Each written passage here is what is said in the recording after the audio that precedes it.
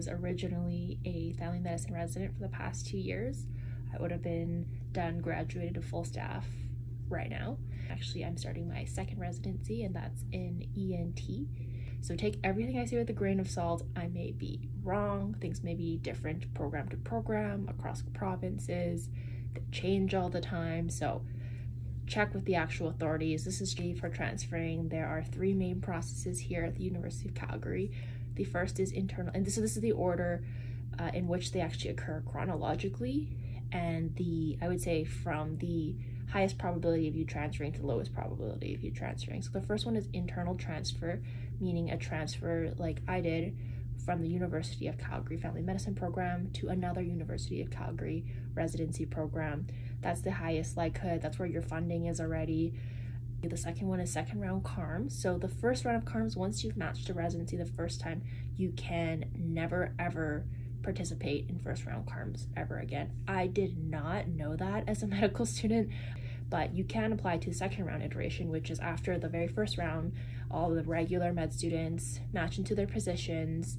Then there are spots that are left over and unfilled, and those are open to international medical graduates. These are open to people who are graduated from residency, RN residency, basically all comers in the second round of iteration, and it's basically like CARMs.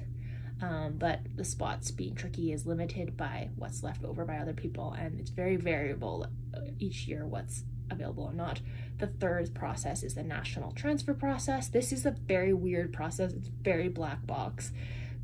Basically, it is, you can basically switch to any program. So you could be University of Calgary Family Medicine to the University of Toronto Family Medicine, or you could transfer differently. So University of Calgary Family Medicine to the University of Calgary, Toronto. However, what's very mysterious about this process is that no one tells you what is available. You just left spots open as black boxes you can get. So I went through the internal medicine transfer process. In the year that I transferred, only 5 specialties that were accepting someone for a transfer. They have the capacity to take someone, whether or not that's funding or just the space to train a resident. That can mean someone's on leave, that can mean someone transferred out, but they have no need to fill the spot. So if they don't like you as an applicant, they are welcome to just like kick you out of this process and take no one. So they make that very clear. And so you get to know what spots are available around December. I believe this year might have been a little bit earlier in November, but basically you wait an agonizingly long time to find out what's available around December. Then you put in a paper application, so includes a personal statement, the standard things, and CV, and then that's in about, I think that's due about January. Then you get notified for an interview, which occurred last year around mid-February so a bunch of people can be selected for the interviews. You'll kind of get eliminated down, and then after that, at least for our process, we get eliminated down to basically 1 person. So sifting, and only 1 person is allowed to go on after the interviews to do an audition. In my case, I did a 2-month long audition in ENT, and basically every day is you on the hot seat trying to show your worth as a good potential resident for transfer. I had a lot of fun with it. It is also a trial for yourself to make sure you are a good fit for the specialty and you are a good fit for the program itself. So do you like the preceptors? Do you like your co-residents, who I loved a lot, and really made this choice very easy for me. And then soon, within a week, after the committee gets together and decides, they get feedback from everybody, then they give you an option to transfer. And then you generally start with the new cohort of residents. Frequently asked questions is how much credit do you get? That's very variable depending on what you're transferring from. But I would say in general, when you transfer from family medicine to a Royal College specialty, you will get very, very little credit. So basically count yourself as like starting totally fresh. I actually have no problem with that. I knew that I did 2 years of residency and I would save 0 time and redo the full thing. I don't think I would feel confident in myself actually if my residency time is reduced. because I don't feel like I have enough ENT specific experience for myself, which is, wonder if that might be different if I transfer to something like pediatrics or internal medicine, maybe where there could be a bit more overlap. But I think in general you get very, very little credit. And I know for the national transfer process, officially in the policy, you can only get a maximum of 6 credits, even if there are more credits, 6 months worth of credit, even if you've done more that are, you know, eligible. For example, if you transfer from emergency medicine specialty to family medicine and you have tons of things that are applicable, that you're only allowed to take a maximum of 6. So just know that, like, you gotta redo stuff and you are basically signing yourself for a full-on new residency. So part of the price, I think it's no big deal, honestly.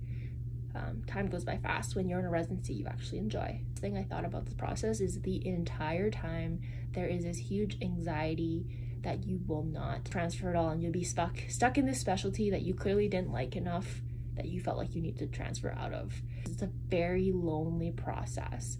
So when I was going through CARMS as a medical student, all my friends in medical school were going through it. Your entire medical school class is going through it. The entire nation's going through it. So it's everyone's stressed out about applications at the same time and interviews at the same time. But literally, I am the only person in my friend group that I know actually anyone that I know personally that was going through the transfer process.